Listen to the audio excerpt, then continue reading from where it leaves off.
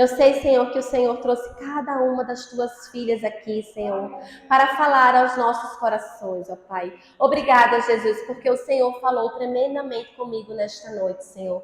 Ó Jesus, que o Senhor continue, Pai, ministrando, Senhor, essa palavra em nossos corações, Pai. Fala, Senhor, profundamente, Deus. Nos faz sábia em nosso lar, Pai. Nos faz sábia, Senhor, com nossos maridos, com os nossos filhos, ó Deus. Nós entregamos tudo a Ti, Senhor. Em nome de Jesus, eu repreendo o inimigo de roubar cada semente lançada nesta noite, Senhor. Mas que todas elas venham dar frutos, Senhor. Frutos a 100 por um, Pai. Para o engrandecimento do Seu reino, Senhor. Continua falando conosco, Pai. Continua trabalhando em nossas vidas, Senhor. Continua operando a Tua vontade em nós, Pai. A Tua vontade que é boa, perfeita e agradável, Senhor. Faz, Senhor, gera transformação, Pai. Gera renovo, Senhor, da Tua parte, Pai. Derrama um vinho novo sobre nossas vidas, Pai. Derrama uma unção poderosa dos céus, ó Deus. Que a gente venha ter os ouvidos atentos à Tua voz, Pai. Que a gente consiga ver, Senhor, nos dá visão de águia, Pai. Para que a gente cuide da nossa família, Senhor. Nos capacita, Senhor. Nos dá sabedoria. Nos dá coragem, ousadia e intrepidez, ó Pai. Em nome de Jesus é que eu oro, já te agradeço. Amém. Glória a Deus. Provérbios 14 diz que a mulher sábia edifica a sua casa, mas com as próprias mãos a insensata derruba a sua. E eu, por muito pouco, com as minhas próprias mãos, eu não derrubei a minha casa. Mas foi assim, ó, um fiozinho de cabelo. Foi por muito pouco, muito, muito pouco. E eu vou falar um pouquinho aqui para vocês do que Jesus fez, né? Até o momento que Ele entrou na minha vida, o que Ele fez. Eu casei em 2007 e até então a gente vivia bem, né? Até que a convivência vem, os desgastes vêm. E o ano era 2015, eu estava com 7 anos de casada e eu não conseguia mais viver, me enxergar dentro do meu casamento. Eu comecei, irmãs, a pegar assim uma repulsa pelo meu marido. Uma repulsa que hoje, né, com a visão espiritual que eu tenho hoje, eu consigo enxergar plenamente a ação do maligno para destruir a minha família. Eu já tinha 2 filhos, na época os meus filhos eram bem pequenos, e eu passei a não aguentar mais o meu casamento. E na minha cabeça só vinha divórcio, separação, divórcio, separação. E foi um período muito difícil da minha vida, porque por mais que eu desejasse isso, é muito sofrido. Eu tinha 2 filhos pequenos, a gente já tinha uma história juntos, né? Estamos juntos desde 2001, então já era muito tempo, era uma longa jornada percorrida. E eu sempre, em todas as épocas, eu sempre tive um respeito muito grande pelo meu marido. Ele é um homem muito bom, ele é um homem muito, muito honesto, muito de várias qualidades. E eu sempre as reconheci, mas naquele momento eu não me via mais dentro do meu casamento. E isso gerava um grande sofrimento para mim, né? Porque era um eterno,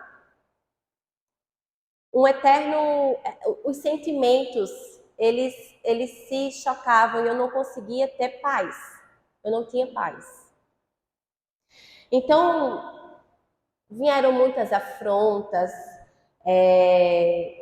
A gente vivia muito nesse período uma aparência, né? Às vezes as pessoas conviviam com a gente e nem sonhavam o que estava acontecendo, né?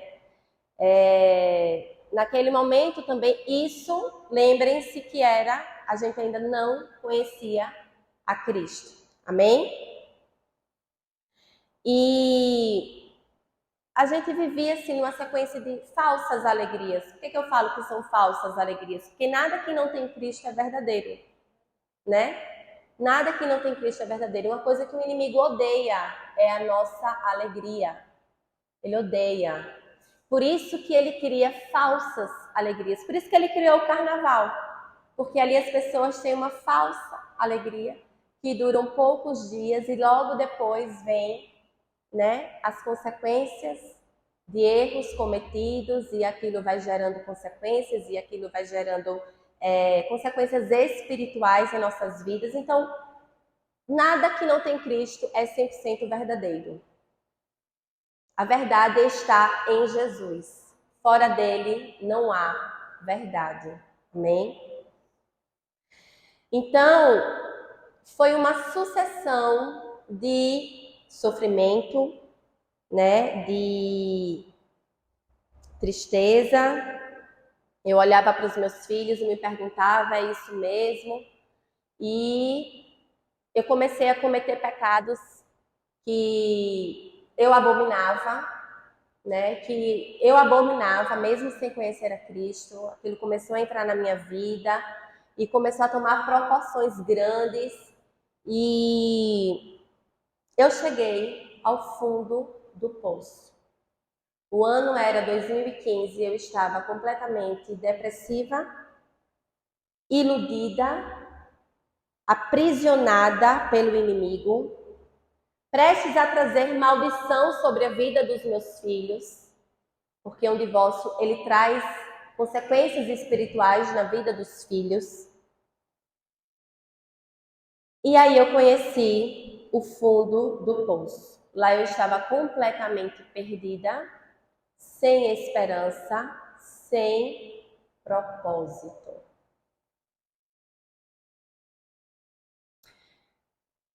E esse fundo do poço durou até que Jesus, em sua infinita misericórdia, começou a mudar a minha história. Eu precisei chegar nesse lugar que ninguém quer, para que o improvável acontecesse na minha vida, né? E é impossível falar de fundo do poço sem lembrar de José. Quem aqui não conhece a história de José? Que houve uma época da sua vida, está lá em Gênesis capítulo 37, nos versículos 23 e 24, em que os irmãos de José atiram ele dentro de um poço. Amém? José era invejado pelos seus irmãos. Os irmãos tinham raiva de José, eles tinham inveja de José, porque José era um filho muito querido, ele era o filho da velhice de Jacó. Eu amo a história de José. E José era sonhador, até que chegou um dia que ele compartilhou o seu sonho com os seus irmãos, e aí sim é que ele foi mais odiado ainda. E os seus irmãos, que ali representavam seu inimigo, os seus inimigos, o atiraram dentro de um poço. A Bíblia fala que o poço estava seco e sem água. Quando seu inimigo lhe atira no fundo de um poço, gente, ali é lugar de morte. Ali é lugar de morte. Ali não é um lugar que a pessoa que lhe joga espera que você vai conseguir sair dali. Ali é para você se afundar e você ficar até que a morte lhe alcance. É lugar de cobras, lugar de escorpiões. Então, quando você está no fundo do poço, você está suscetível a todo tipo de coisas ruins na sua vida. Vozes, enfim. Só que José, assim como eu, assim como talvez cada uma de vocês, precisou acessar o fundo do poço para que as promessas do Senhor começassem a se cumprir em nossas vidas. Amém? Vocês concordam? Que José precisou descer no fundo do poço para que então as promessas do Senhor começassem a se cumprir em sua vida? E é tão engraçado que é quando a gente está no fundo do poço que coisas improváveis acontecem. Nunca a gente sai do fundo do poço como a gente imaginou que sairia, como a gente imaginou. Não, isso vai ser a solução para a minha vida. Geralmente não é o que você imagina ou o que você pensa. Naquele momento, uma caravana improvável de ismaelitas que estavam ali passando para comprar escravos passou e aí despertou nos irmãos de José: vamos vender o nosso irmão. E geralmente, gente, o Senhor vai trazer pessoas para nossas vidas ou gerar situações improváveis para nos tirar do fundo do poço, e às vezes até algo temporário. É algo específico para aquele momento da sua vida, para que você possa se recompor e sair daquele local, daquele estado de espírito, enfim, da tristeza, da depressão, do pânico, da ansiedade. E tudo isso que a gente sente quando nós estamos sendo atacadas, oprimidas pelo nosso inimigo. E o Senhor moveu pessoas improváveis para me tirar do fundo do poço. Como eu já disse, o ano era 2015. E no final de 2015, para o início de 2016, veio uma família do Belém do Pará. Vocês lembram que eu disse que a nossa igreja sede é no Belém do Pará? E veio uma família improvável, um pastor, a sua esposa e o seu filho. Eles são missionários. E o pastor Sérgio, que é o meu pastor hoje, ele passou 10 anos, né, fazendo missão em África, e ele tinha voltado para o Pará. E quando ele voltou para o Pará, ele passou um tempo lá e o Senhor começou a arder no coração dele o Nordeste. Ele queria vir para o Nordeste, ganhar vidas aqui no Nordeste. E aquilo ardia no coração dele, até que, de repente, por acaso, sabe aquele por acaso que nunca é por acaso? Ele encontra um esposo, ou um primo do meu esposo. Ele encontra na igreja, e aí o pessoal começa a chamar ele de alagoano. Alagoano, o alagoano, o alagoano, o alagoano, e eles se conheceram. E aí Deus falou no coração dele: opa, Nordeste, alagoano, é Alagoas. E aí o Senhor preparou tudo, e ele veio conhecer aqui a cidade. Caiu de paraquedas na casa da minha sogra que é católica, né? O Senhor está trabalhando na vida dela. Hoje ela é menos, na época que ele chegou, ela é daquelas católicas, bem do pé roxo, como diz a história. Eu era dessas também, viu, irmãs? Pois esse é um outro testemunho, mas eu era dessas também. Nós, a família toda era muito católica, e de repente chega um pastor evangélico na casa da minha sogra, trazido pelo primo, né? Esse primo que também enfrentou um processo e converteu. E aí ele traz esse pastor e esse pastor fica hospedado na casa da minha sogra. Olha que coisa improvável. Até então a gente nunca tinha tido um contato tão próximo com um pastor evangélico. A gente não tinha, assim, era, sabe aquela coisa? Quem aqui já veio quem daqui veio da fé católica? Alguém? Amém. E aí, o pastor Sérgio, homem muito sábio, chegou com toda a sabedoria, sem confrontar, e foi nos apresentando um evangelho verdadeiro. E o Senhor começou a trabalhar fortemente em nossas vidas. Logo, o meu sogro, ele estava passando também por uma fase muito difícil, e eu e meu esposo, a gente se identificou com aquela família, com o pastor, e a gente achava assim, e o meu sogro também gostou muito dele, a gente achava assim, vamos ir ao culto, para levar. A gente estava achando que nós estávamos achando que a gente estava indo levar o meu sogro para o culto, porque estava precisando, porque estava passando por um momento difícil. E a gente começou a ir a frequentar os cultos. E era engraçado, irmãs, porque eu ia na missa e ia no culto. E eu ia na missa e eu ia no culto. E Jesus já começou a trabalhar algo em nós, o nosso casamento. Lembra lá da fase difícil? E é tudo um processo, nada é da noite para o dia. Mas quando Jesus chega, algo tem que mudar. Nada permanece do mesmo jeito. E a gente começou a viver esse processo. E aí a gente vai conhecendo a verdade. E o que é que a verdade faz quando a gente conhece? A verdade liberta. E nós fomos apresentados a um Deus vivo, a um evangelho real. E Jesus entrou nas nossas vidas com um vinho novo.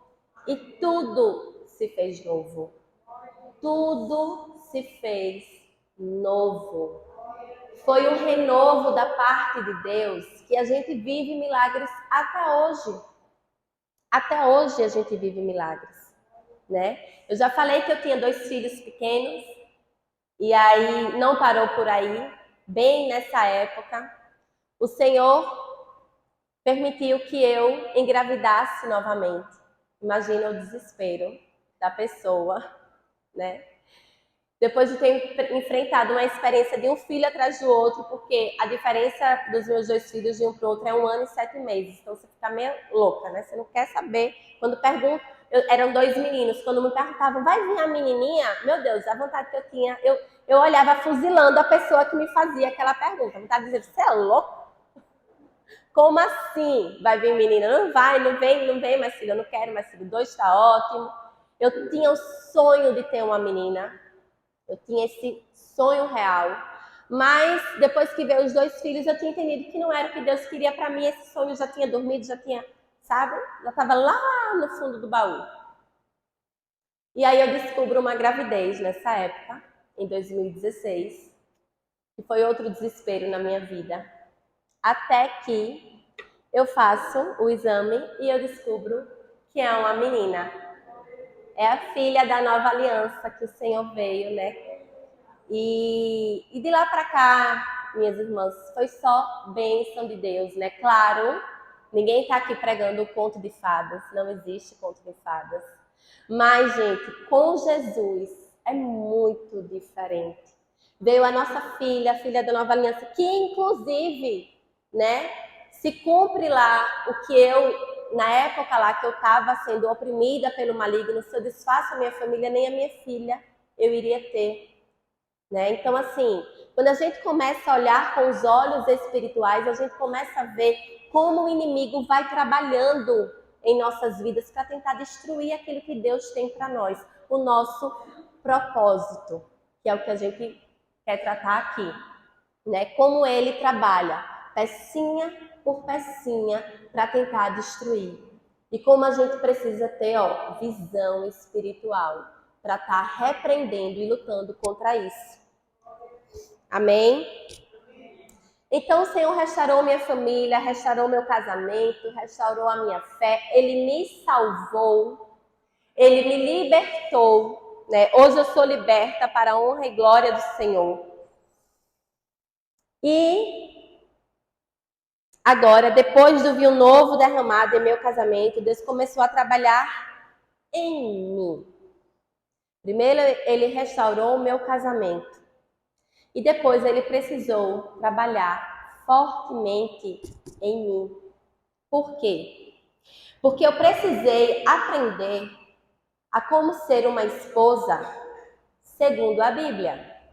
Porque até então eu sabia como era ser uma esposa segundo os olhos do mundo, né?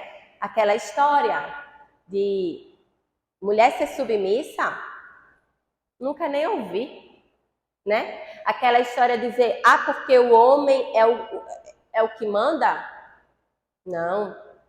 Até então eu sabia o que era ser esse perfil de esposa. Só que depois que Jesus entra na nossa vida, a verdade tem que entrar por inteiro. A gente não pode pegar só a parte da Bíblia que nos é conveniente. A gente tem que trazer a Bíblia inteira para as nossas vidas. A gente tem que viver por completo. Não é só o que nos agrada, amém?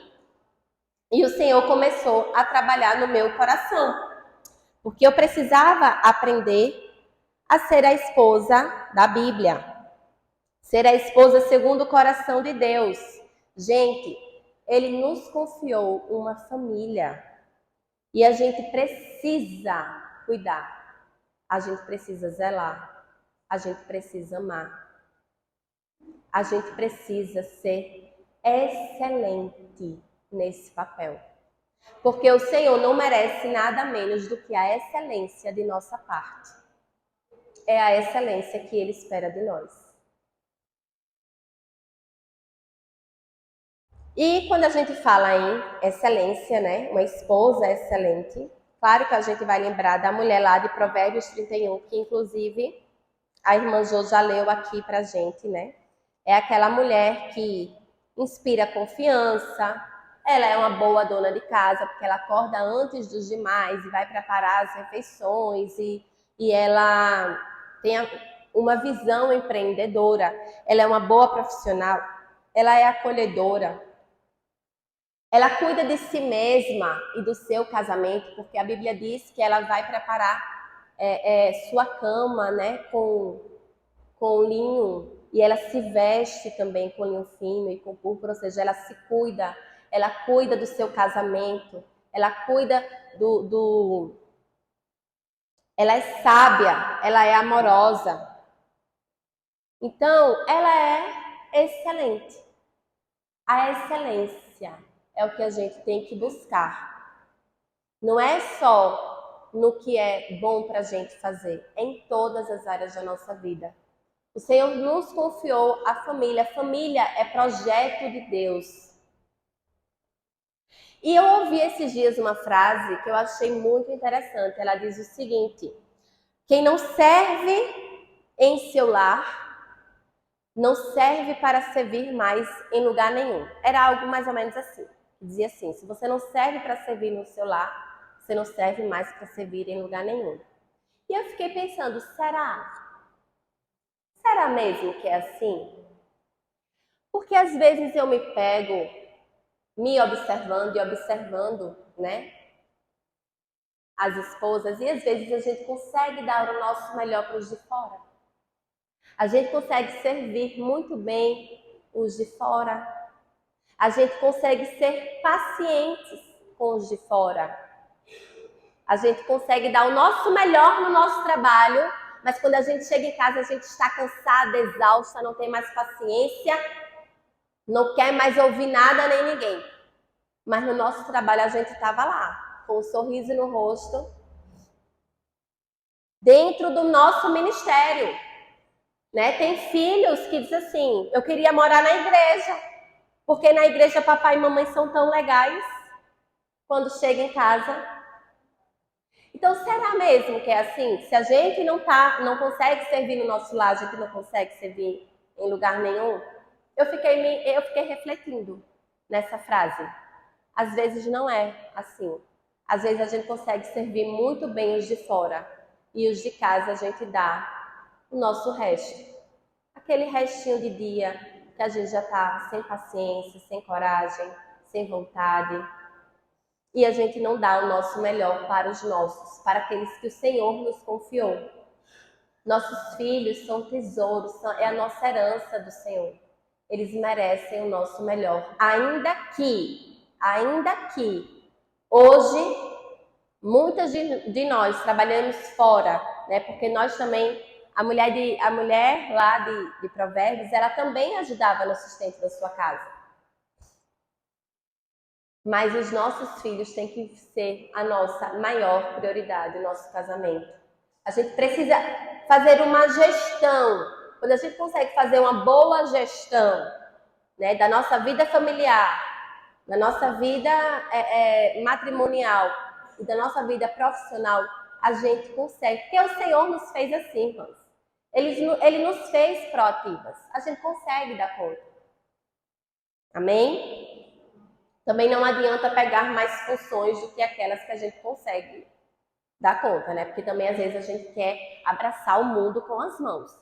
Então a gente tem que também conhecer os nossos limites, né? A gente precisa entender os nossos limites.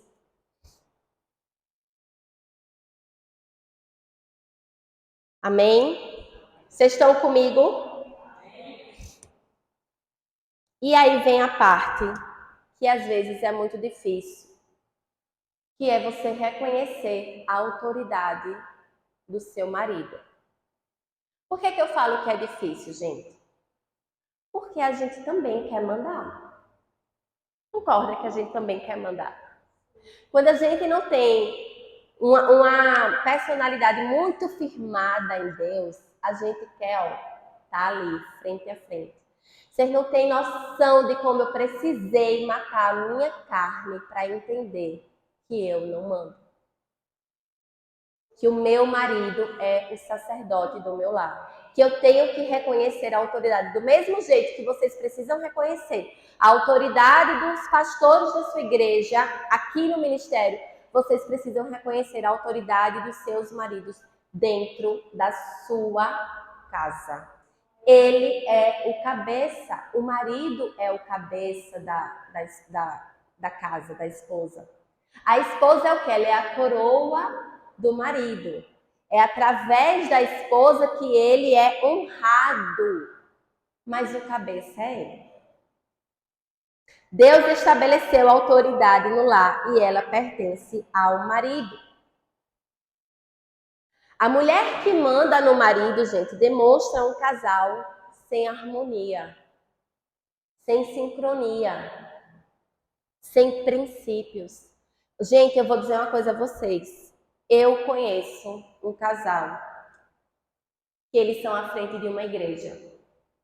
E é muito estranho você ver a esposa chamar a atenção do marido na frente da igreja. Como é esquisito. Não que o marido possa estar repreendendo a esposa na frente. Não é isso também, gente. Nós também temos que ser honrada. Mas assim, a mulher, quando ela não conhece a sua posição, o seu lugar, ela passa por cima, ela toma a posição que não é dela. E é feio. Sabe aquela história vergonha alheia?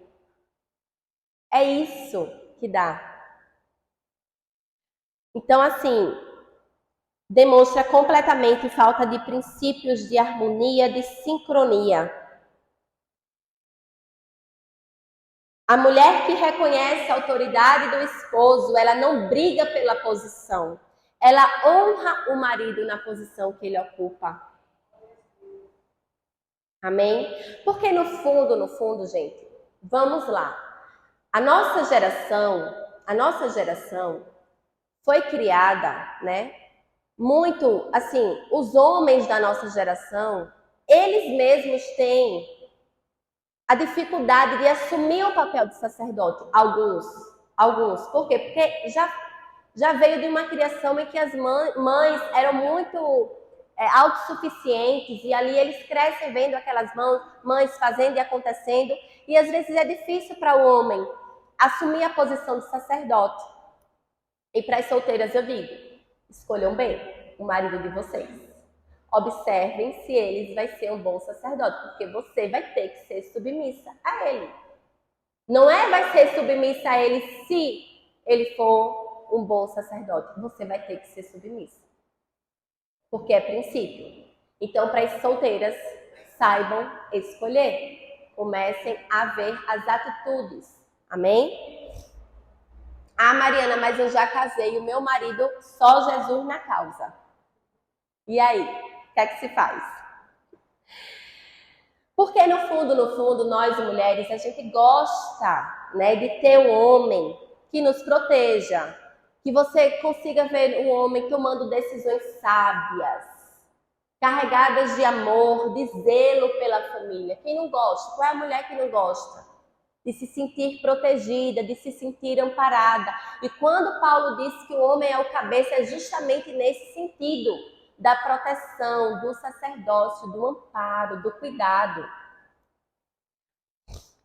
Se o marido não é sábio, você tem que botar o seu joelho no chão e orar, pedindo para que o Senhor transforme seu marido.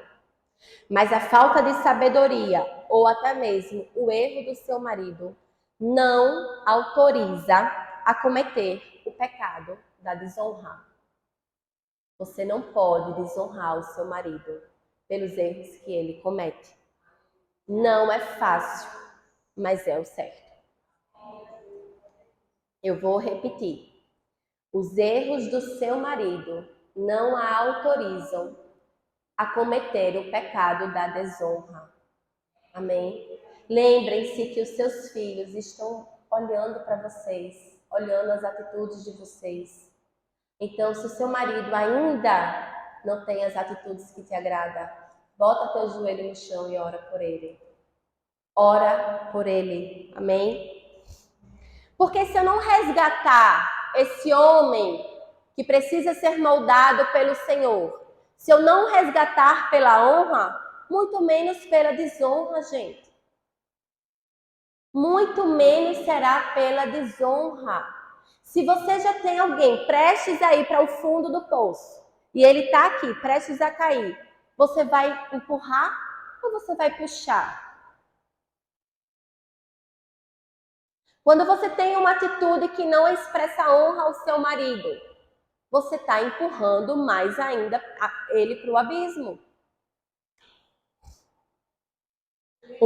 O marido não pode ser desonrado, a esposa também não. Nós também temos de ser honradas pela posição que assumimos.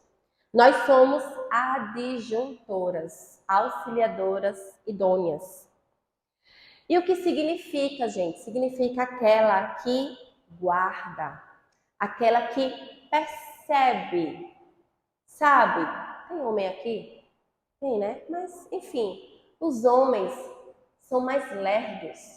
A gente pega as coisas, ó, nas entrelinhas.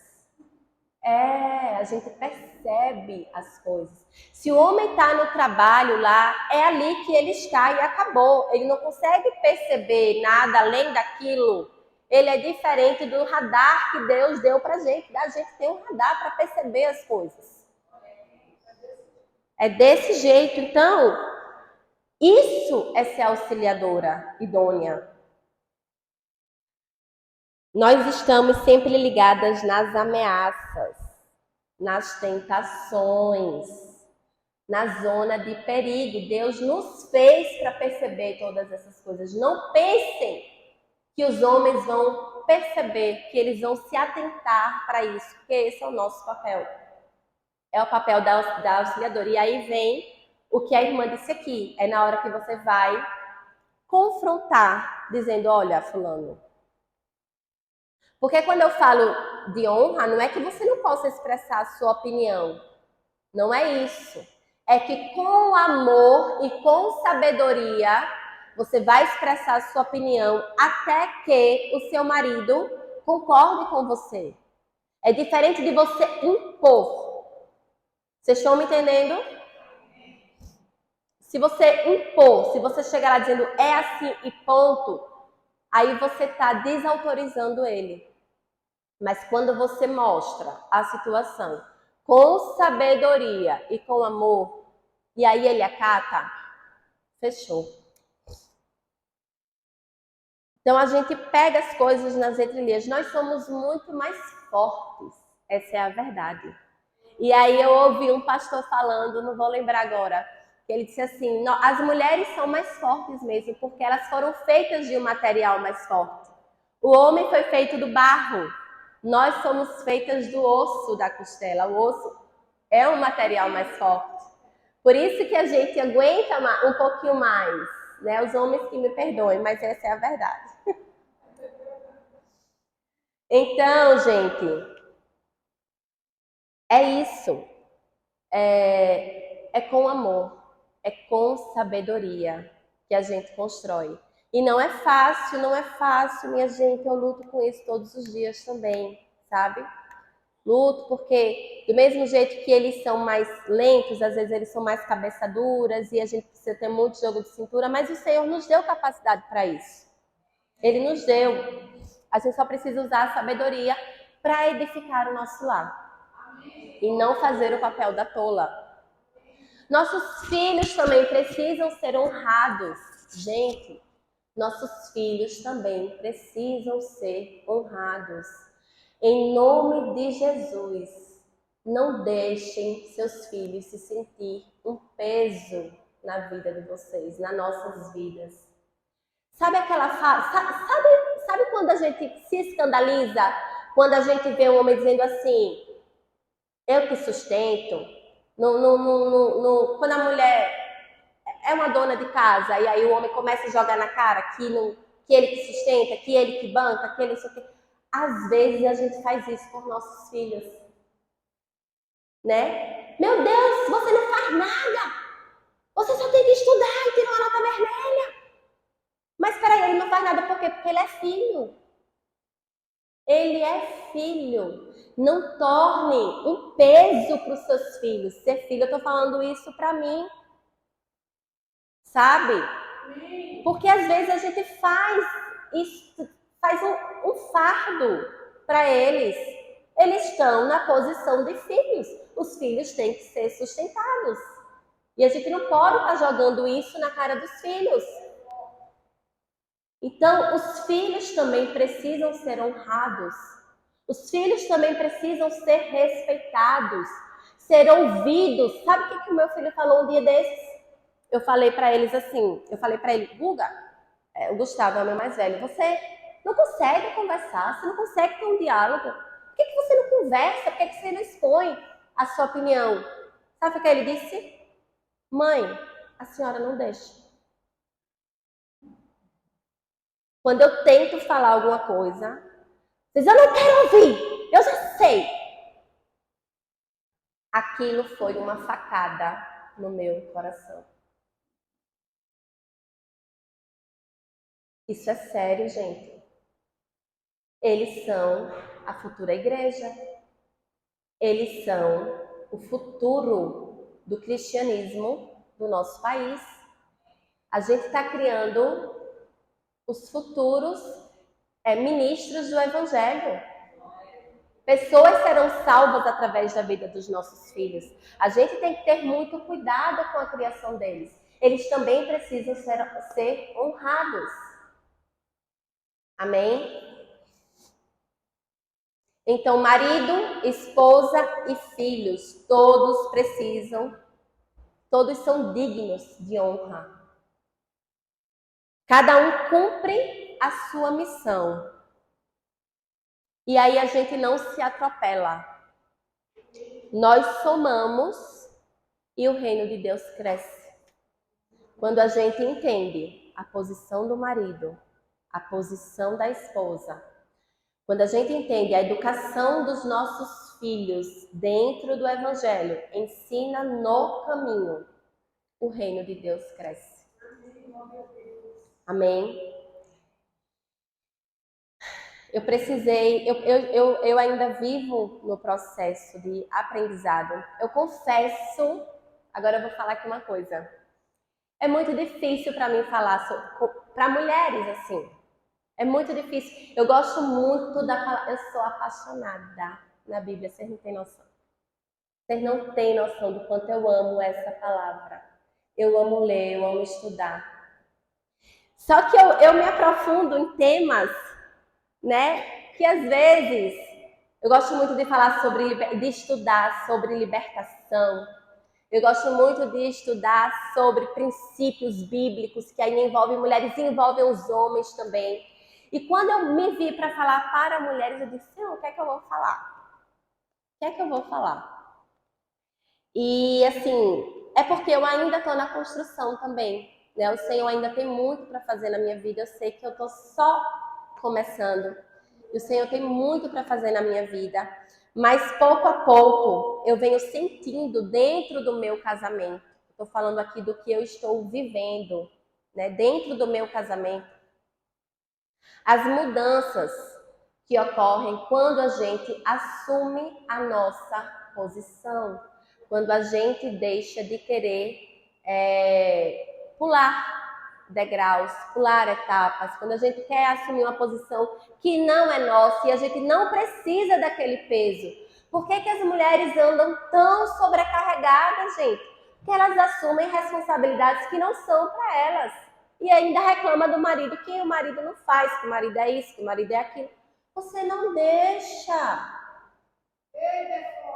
Você não deixa, você não dá nem a chance. Então a gente precisa pedir a Deus sabedoria para que a gente não venha destruir a nossa casa com as nossas próprias mãos. As mãos falam sobre ações, palavras que ferem. Gente, a Bíblia diz que o marido tem que amar a esposa como Cristo amou a igreja, ou seja, a ponto de se sacrificar por ela. Mas a esposa precisa respeitar o marido. Quando o homem se sente desrespeitado, acabou. Não tem mais o que... Ele não precisa se sentir amado. Ele não precisa que você fique toda hora fazendo jantar com pétalas de flores. É muito legal isso, mas ele precisa que você reconheça o esforço que ele faz quando ele sai para trabalhar. Ele precisa se sentir valorizado. É isso que faz o homem se sentir realmente valorizado. É quando a gente reconhece os esforços que eles fazem. E é tão simples. É tão simples. Quando a gente começa a fazer, a gente vê. É mais simples do que parece. É o respeito que eles precisam. Amém?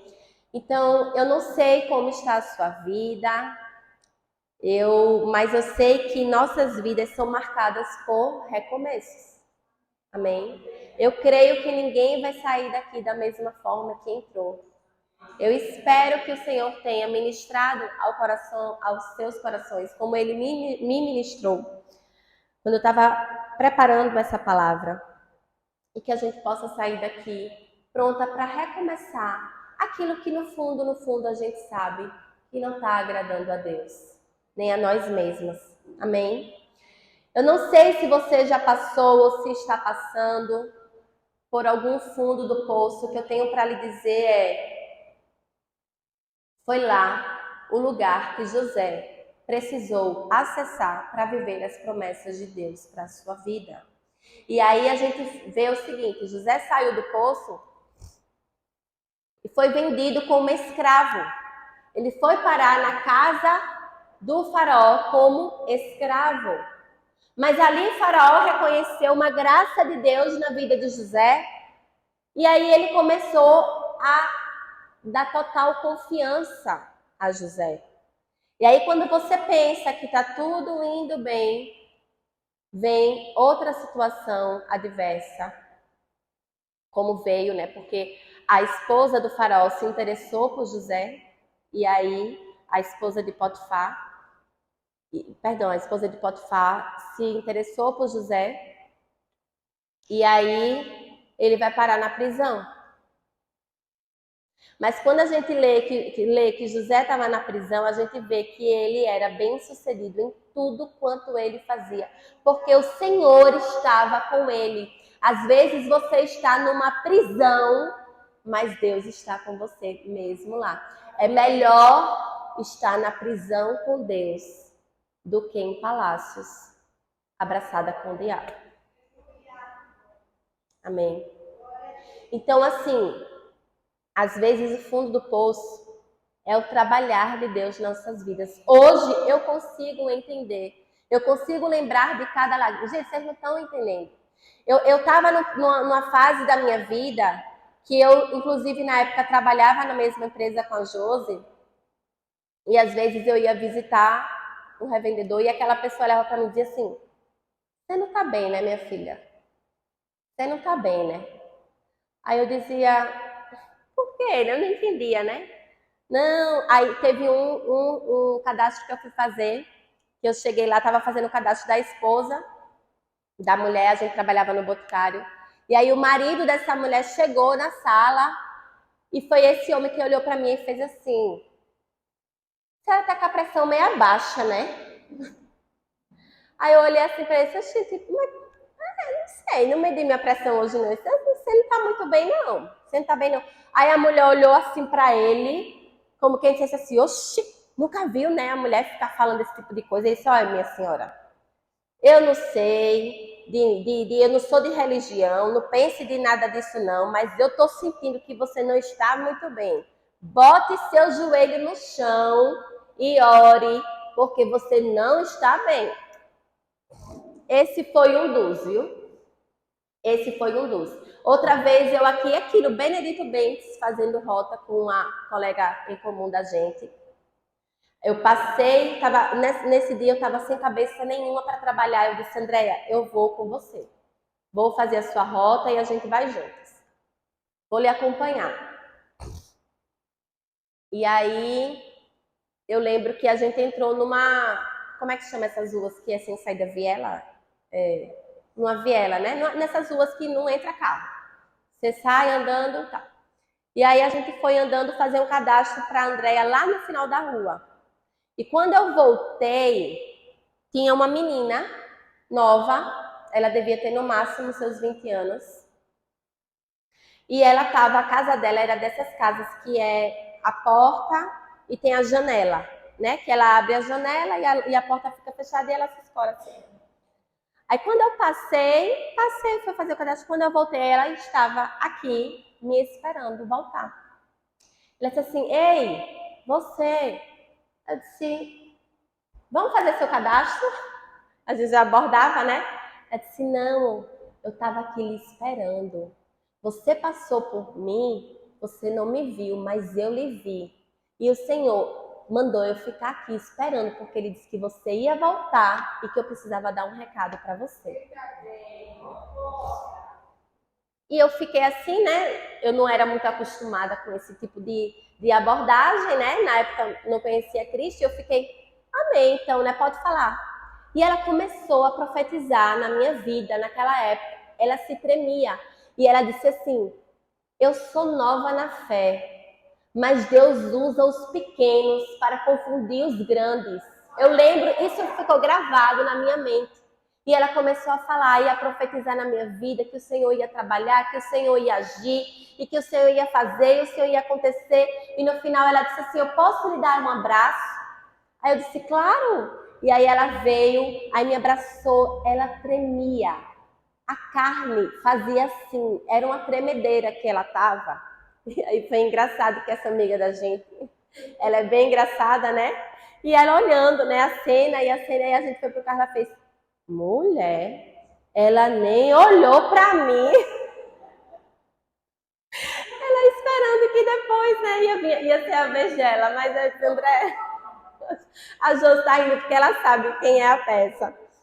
Mas foi assim, gente, Deus falava comigo, Deus já dizia. E isso tudo é para testemunho. É para que hoje eu chegue aqui e dissesse assim, Ele faz. Não importa o fundo do poço, não importa o que você está passando, o Senhor está cuidando. Ele não perde o controle. O controle está rigorosamente nas mãos dele. A gente só precisa confiar. Amém? Então, irmãs, era isso que eu tinha para compartilhar nessa noite. Eu queria perguntar aqui se há aqui na igreja alguma irmã que é a sacerdote do lar, que é casada, porventura separou, ou que ainda não é casada, mas tem filhos. Tem alguém aqui nessa situação que é mãe, que é pai? Porque, pastora, a gente poderia fazer uma oração especial por essas irmãs. Amém?